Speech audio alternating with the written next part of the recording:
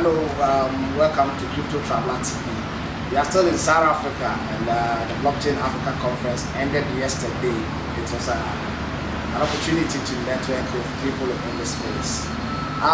Thanks to the i3Q team, we had the opportunity to have a live today at the Radisson Blue with some of the team members, and I'm right here with the founder, Gareth, Grobler, to talk about the ecosystem in South Africa and also what i3 is doing to, help people understand the technology and also have access to cryptocurrencies.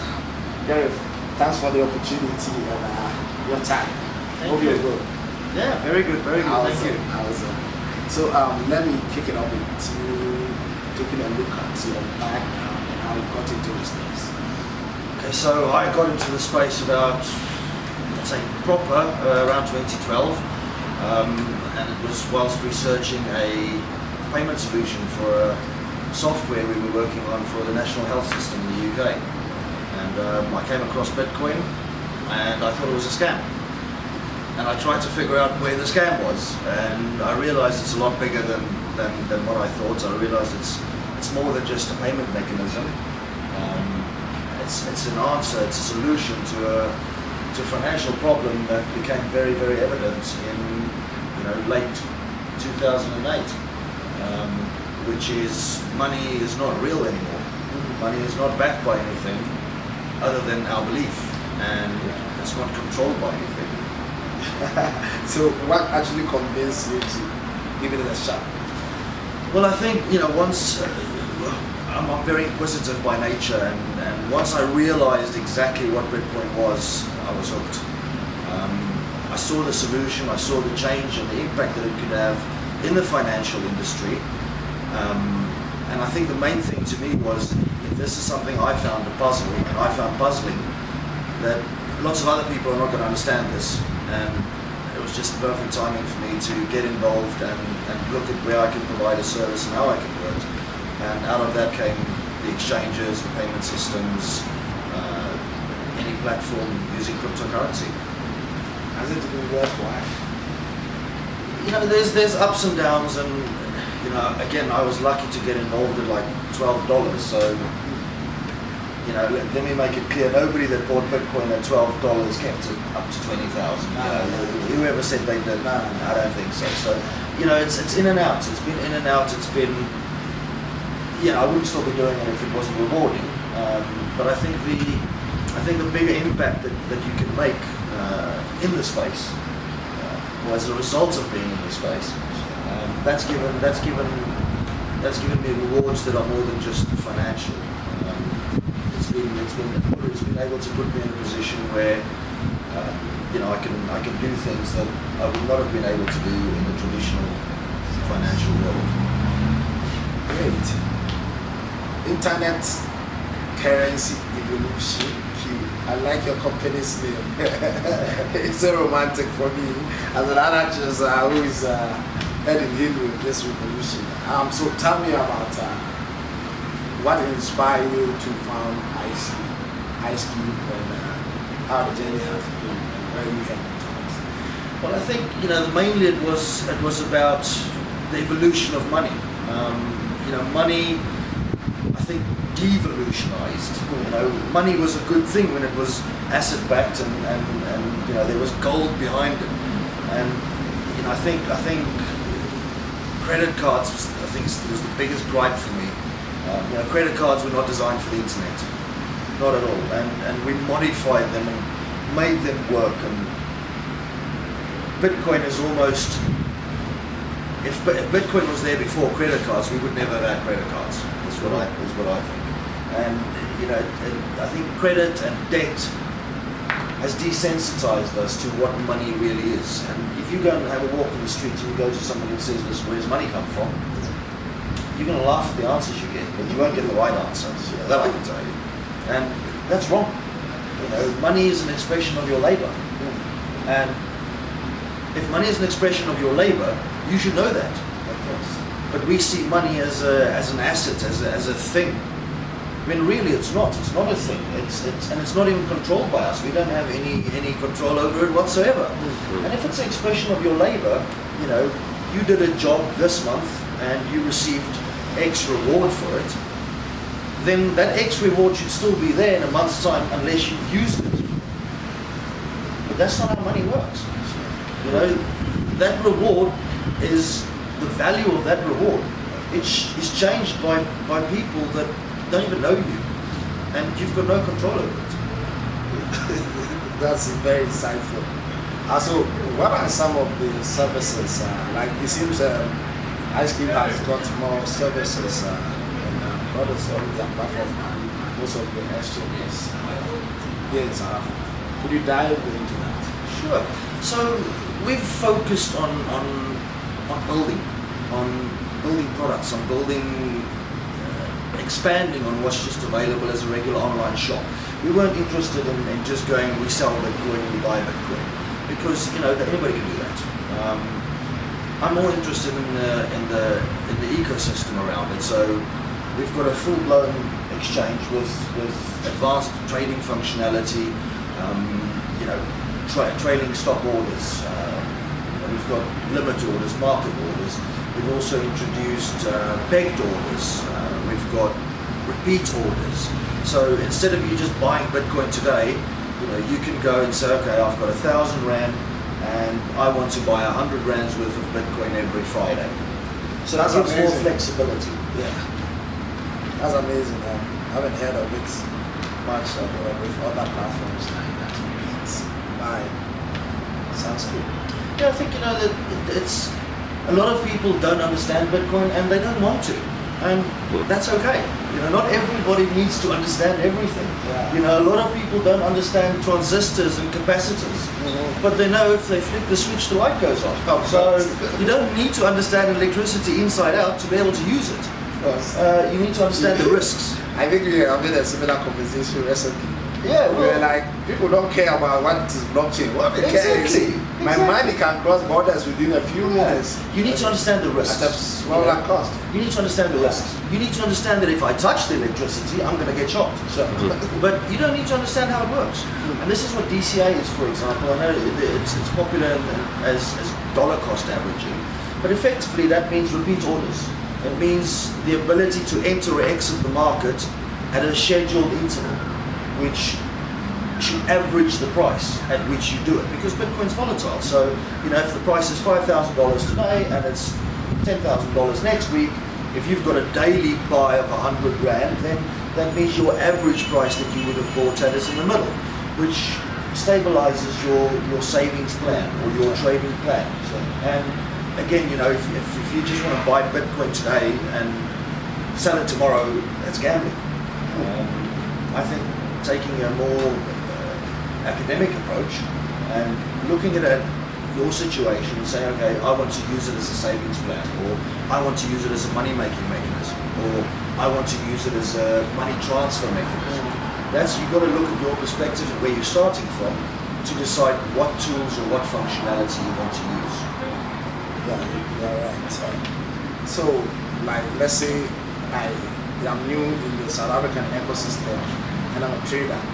What will make me choose IceQ over all the many other cryptocurrency exchanges in the system? It's a good question. I think everyone's got their own unique selling points and their own unique service or something that makes them good. I think for ICE, our main objective has been providing products and services that can't be found anywhere. You can't find it anywhere else. So, you know, we've got a utility token on the exchange which allows regular traders to reduce their fees to zero. Yeah, we were talking about that in like a full light. I want us to talk. That's very important to me because it's the first ever stuff to be done in South Africa in terms of tokenizing and exchange. So I want us to treat that differently. But what makes ICE3 stands out, that's I will choose it over all the other exchanges in this country. We've been tried, we've been tested, and trusted. and we trusted. I like the voting. We call it spade a spade. We provide a Not a big spoon. Yeah. We provide an easy-to-use, straightforward platform that's rock solid. We're the only Kaspersky audited platform in the world. So, our security is unmatched. We tell people, we advise people not to store money on the exchange, which is one of the big differences with other exchanges. I don't want to be customized. Other platforms, they want the people to keep their money on the exchange. And for the customer, it's not even that it's dangerous. A lot of people think, oh, hacking. How do you say it? Not your key, not your Bitcoin. Not your keys, not your point. But the thing is, I'm going to give you something interesting. A lot of people think, oh, I'd rather use the easy solution that looks after my Bitcoin for me. And all I have to worry about is hacking. Hacking is the last of your worries. What stops a government from telling a company to freeze those accounts, same as the bank? I would rather have you keep your Bitcoin in your own wallet, where you're in charge of it. Yeah. I don't want to control it. Use an exchange as an exchange. To exchange, not to store. And I think that's one of our big differences, where we not only educate people, I think we give them information that's valid for them, and we give them the reasons why. And I've not had anybody that's been able to argue that point with me. So there's no benefit to a user leaving their funds on an exchange. Yeah, that's right. You're right. Now it seems the competition is getting bad here in South Africa. With the entry of our Binance into the market, let's look at this basis of how the competition and the choices have been created for the people in the ecosystem. I think we should rephrase it. I don't think it's competition. I think it's increasing the service choice. The choices. Okay, so why do you think it's not competition? Because at the end of the day, it doesn't matter where you buy your Bitcoin, right? You only have to the Bitcoin. And if there's multiple places to buy Bitcoin, and the price is evened out, and it reduces the arbitrage between international prices and local prices, it creates more liquidity, it creates more accountability. Africa's wash is rife with wash trading, so ideally when bigger players like Binance come in, it gives people more choice, it gives traders more options, so we should have a lot less wash trading going on, and that's a good thing.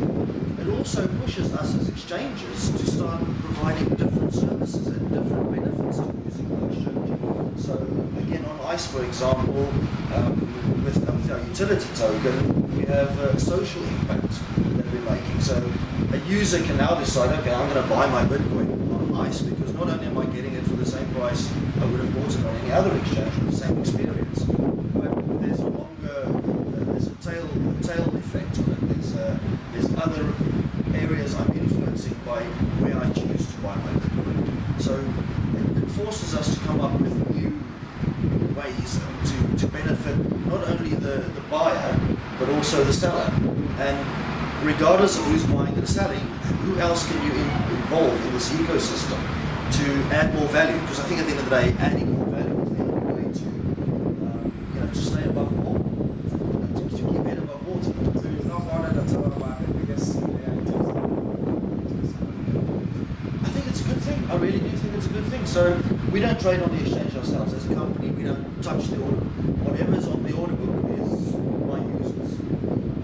We've got a really, really good API with a lot of features, and to me, I see it as a good thing because right now, traders that want to go and write a bot to pull liquidity from one of the other exchanges to ICE will get their accounts locked.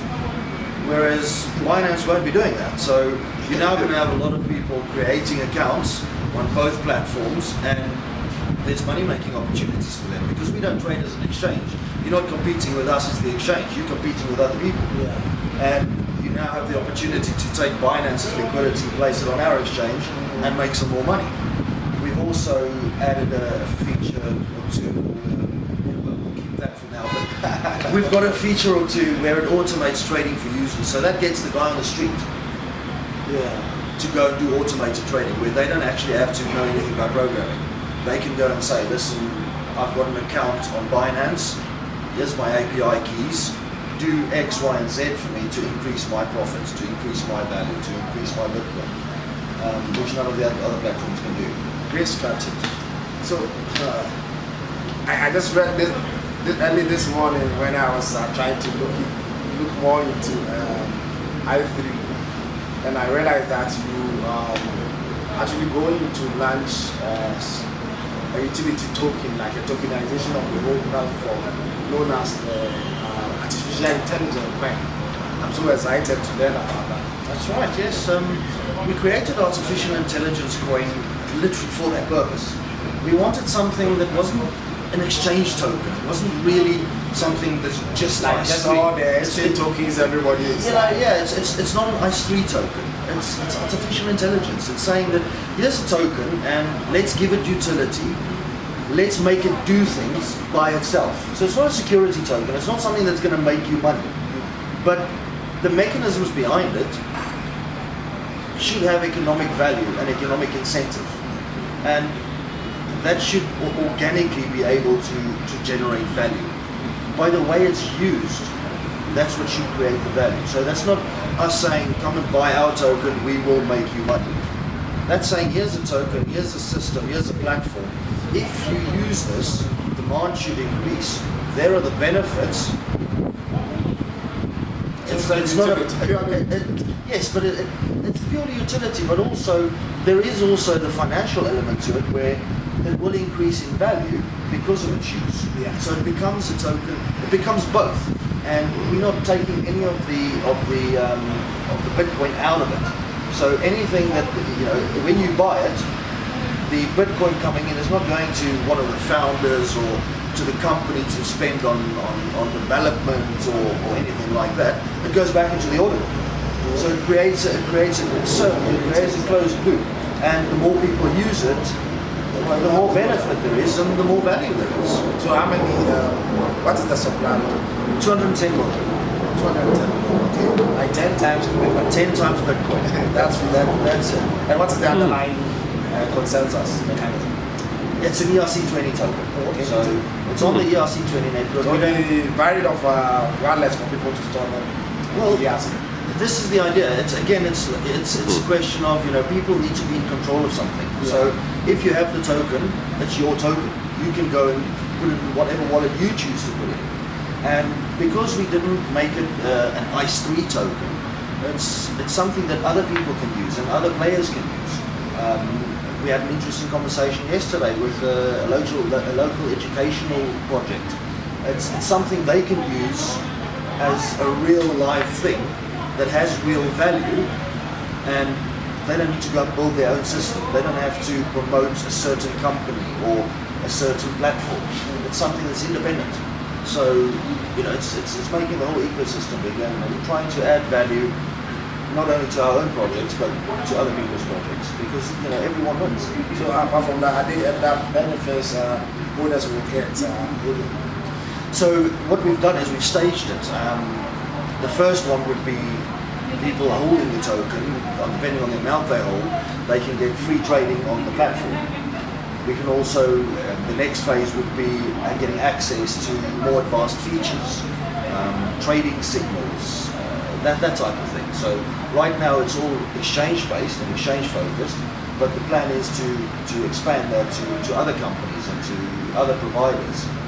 So let's say if I'm trading on another exchange that you have got a kind of a relationship, I can use it as a trading field aside. Well, ideally, we'd like to see it become, something that you can use. At the moment, if you want to do an arbitrage between two South African exchanges, you've got a long time period for the bank transfers. Mm-hmm. Whereas if we could have this token used by everyone and the value created and decided by everyone, then this becomes a mechanism where you can now trade between exchanges. And again, I see a lot of value in that, because at the end of the day, it creates value for people that want to sit down and learn and go and say, okay, well, there's demand and not everyone wants to be an expert. I can go and learn how to move cryptos between different exchanges and start providing a service. And it's almost like that creates wealth. It's wealth creating wealth, but it's owned by the people that use it, as opposed to it being owned by someone or by an entity, and only a small portion of people are profiting from it. So this way, the way we look at it is, here's a way that everyone can profit from using it. That's quite interesting. So in the coming years, where do you see Do you have plans of expanding to other African countries? We'd like to expand in Africa. So at the moment we're in South Africa, and I think that is our main focus. I'm South African after all, so that's our main focus.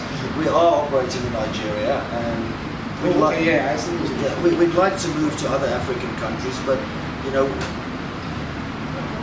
just adding more countries and just adding more PR saying, you know, we operate here, we operate there, all over the place. If we can add value in other areas and we can have partners in other areas, great. Just taking our own business and moving it and expanding it, I think there's more than enough for us to do right here for a few years. So unless there's real opportunities where we can see taking our business to another African country would add value to somebody else's project, or we can expand and grow, there's no real plans to sort of go and push out there, but you never know, it could happen. Ghana has been very interesting. There's a lot of uptake and a lot of interest there, and you know, there might be some local players there that need our technology, and we look at partnerships in that respect. But as a company ourselves, you know, we want to make sure that we're established and that we add real value locally first. You know, charity begins at home. So, as I said earlier on, we are still in South Africa, and we're having a good time here, networking and learning about the ecosystem here. I think I call this conversation, it's not an interview. As if you've been following my tour around Africa, 22 countries in 2016, I try to have conversation with people in the ecosystem so everybody will be able to learn. So this is just like a learning process to learn about how we are building the ecosystem in Africa. The market has been bleeding for the past 3 days, and there's blood everywhere. I call it massacre in crypto land. What's your take on that? You know, that's Bitcoin, that's crypto. That's crypto. You know, I think, if I'm not mistaken, I think the last time we had an event like this, or sort of markets behaving like this, was 2013. Yeah, I think that was my first experience of a depression. Yeah. And that was when I was accumulating more coins, and I was deep into the thing. I was shitting bricks everywhere.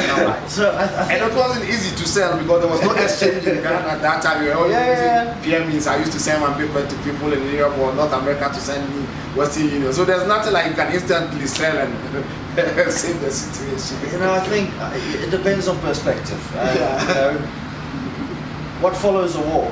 Okay, peace. Of course. You know, what follows a tornado? Rebuilding. I don't really care these days. So I've seen it over and over exactly. again. So I think, you know, we'll go up again. Of course. I was saying to a guy yesterday, I'm pretty sure we'll probably see 10 grand again this year. I love flying. I don't know, but you know, at the end of the day, it's markets, and you know, it's open. Sure. And it has its utility. There is only a limited amount, and more people are hearing about it. More people are learning about it. You know, the amount of people that know and understand it is tiny.